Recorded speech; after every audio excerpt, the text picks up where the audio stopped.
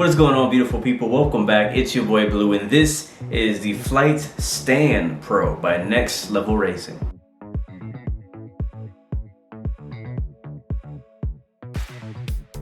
And here it is, the Flight Stand Pro, all complete. Took me about an hour to 2 hours to completely put this together. Followed the manual. Yes, I actually read the manual, and it's well drawn out, I have to say. And they give you plenty of extra screws, and I do appreciate that from Next Level. So here it is. This is the chair, and it's much easier to put together, and obviously much more compact and smaller than the Boeing Flight Simulator Cockpit. But obviously this is just a stand, so this is going to be for a special type of person here. Let's do a quick walk around. So we got these panels here on the left and on the right. This one, and it's all built with heavy, I won't say super heavy, but obviously high quality materials, as they usually do with Next Level Racing.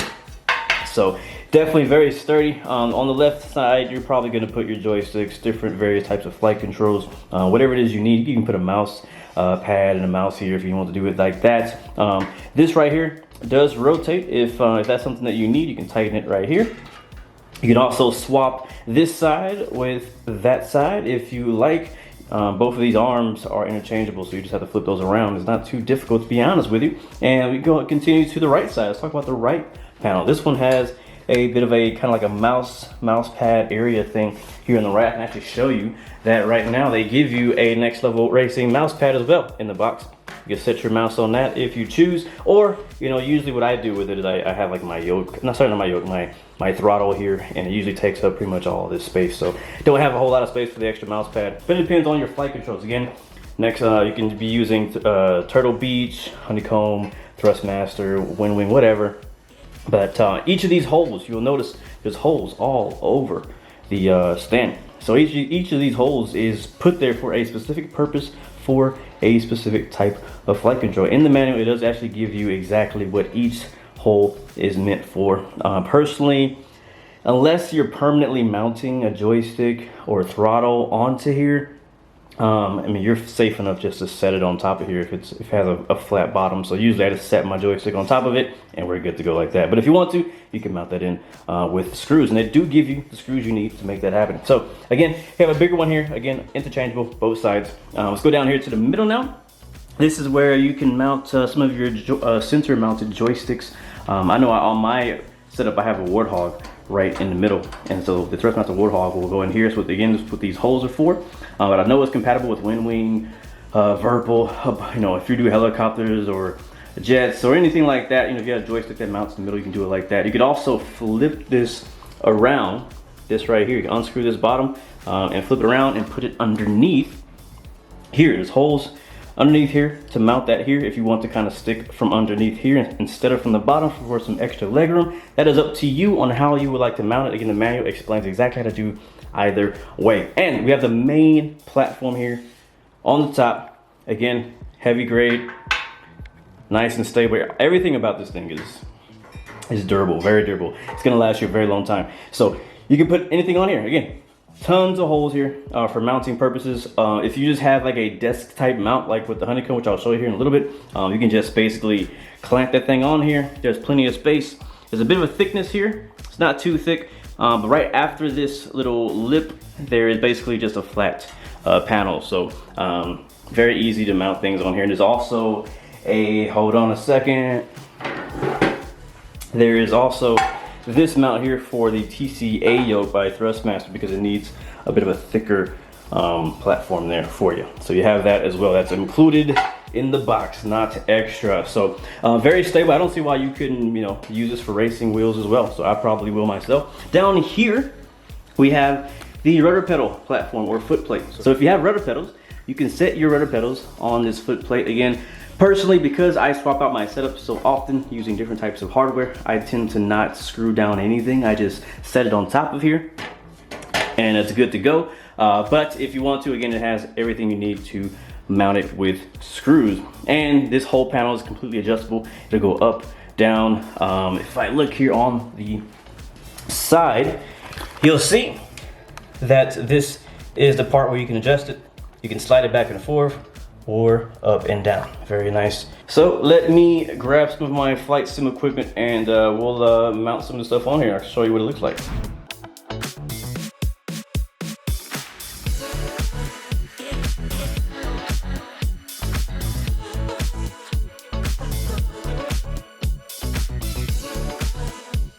All right, I got everything, all the flight controls set up onto the flight stand, and it's holding everything perfectly. There's the yoke, the joystick here as well. Again, I don't have any wires connected right now because we're not plugged into a computer, but you can see, you know, this Honeycomb Bravo throttle here is very heavy, and it's holding it up very well. Take a look at the back underneath.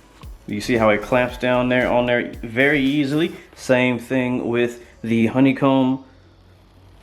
There it is, clamped on there. So again, if you have flight controls with a table clamp, it'll work perfectly fine with this. And again, you don't even need to really mount it, but the bottom does have the holes right here. So if you wanted to mount these onto the stand, you could do that. Same thing with the Honeycomb. You could actually bypass the whole clamp idea and just mount it to the bottom. The bottom does have holes on each of these. A lot of these developers for flight simulators, they do incorporate some kind of mounting capability on the bottom. So again, as I move it up and down, very stable.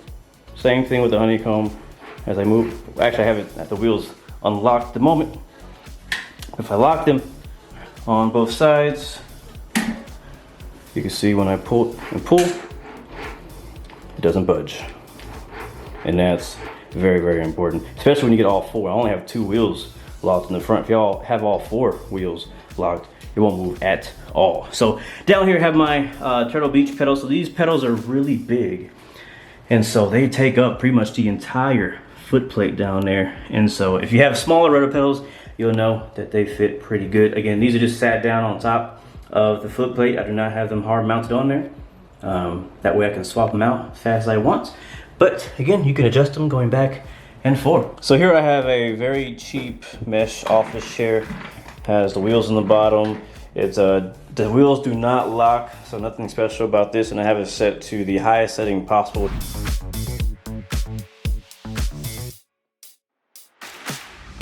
Okay, this is impossible. You're definitely gonna need something to keep this chair from freaking rolling, especially again if you are on tile like I am. Thankfully, Next Level thought of that issue, and they came out with a office chair wheel cradle thing. So I'm gonna go ahead and install that and show you what it looks like. All right, there it is. I have installed the wheel cradle. So it's basically like a feeding trough looking thing. But it's very easy to install. Just put a screw there and then put a screw there, and the same thing on the other side. It's super easy. So let's see if it actually works. So apparently the way this is supposed to work is you're supposed to roll this into here like so, and it should fit both of the fronts in there like that, and that's supposed to hold the wheel in.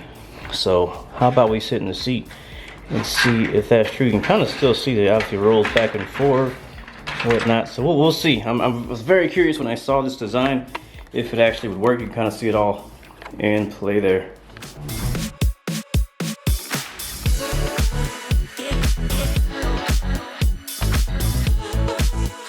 Okay, to be fair, it kind of works. There's a little bit of give. You can roll just maybe 1 inch forward and back, but it's much better than I anticipated. The only issue that I have is I'm a little short. I'm 5'4", and I can't reach the pedals. I'm not embarrassed to say it.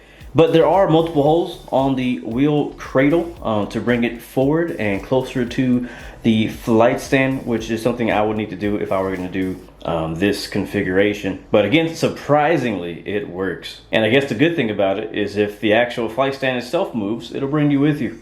So final few thoughts. It's pretty obvious that Next Level Racing has built the Flight Stand Pro off of the designs of their racing stands, which is not a bad idea. I'm not against that. I think it's great. I think they've been successful with selling race stands, and I think they can bring over that expertise over to the flight stand. There's nothing else like this available for flight simmers that are actually compatible with flight sim hardware. So I'm actually happy to see that. It's durable, adjustable, very easy to assemble actually, but it is heavy, and I'm not sure how Next Level Racing plans to market this, but I would not personally consider it to be portable.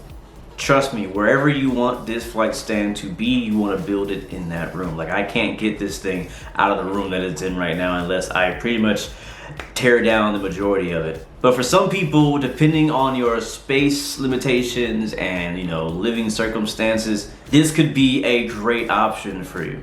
One thing that I personally am not a fan of with the Flight Stand Pro is the height of the flight controls. Like, the yoke itself sits a bit too high, the throttle sits too high, the joystick sits too high, at least for me. Again, this is a preference thing because of my size, right? So for some people, this may be different if you're like a really tall person. But for me, that's a pretty big deal as far as comfort. But one thing I can do is use some kind of higher chair or an office chair that, you know, maybe can be adjustable a bit higher. That would actually solve that problem for me. I've been using Next Level Racing products, equipment, chairs for years now, and I will just say this, you will not be disappointed in the quality of the product, that's for sure. But it's up to you to decide if you see value in the design, in the aesthetic of how this can work in your own setup. But I really hope you guys enjoyed the video. Please let me know what you think of the Flight Stand Pro. It's pretty interesting.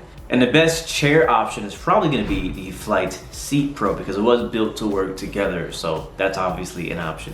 As always, you got 3 choices: give up, give in, and give it all you got. Peace, love, and God bless you. I'll see you guys next time, next video. I'm out.